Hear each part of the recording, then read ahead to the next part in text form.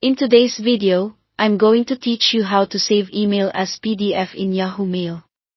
This is a quick, reliable way to keep a permanent copy of an important message, store receipts and confirmations, or share a clean snapshot of an email without forwarding it. We'll walk through the process on a computer using a web browser.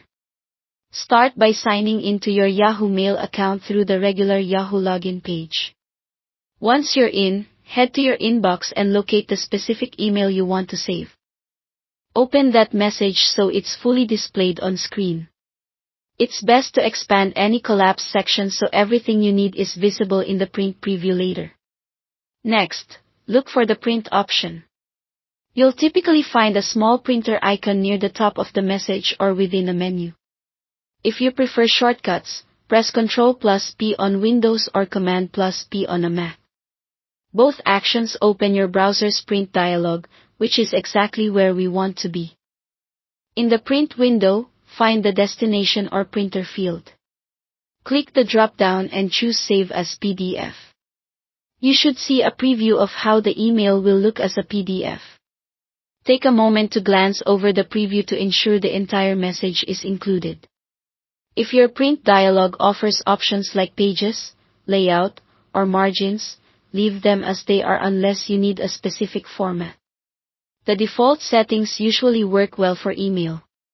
With Save as PDF selected, click the Save button in the print window. Your computer will prompt you to choose a location.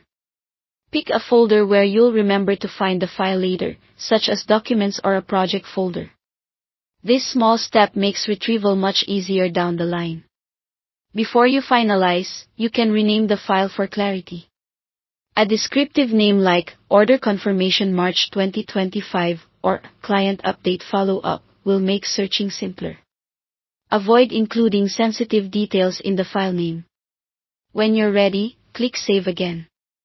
That's it. Your email is now saved as a PDF in the folder you selected. You can open it anytime, attach it to another message, or store it as part of your records.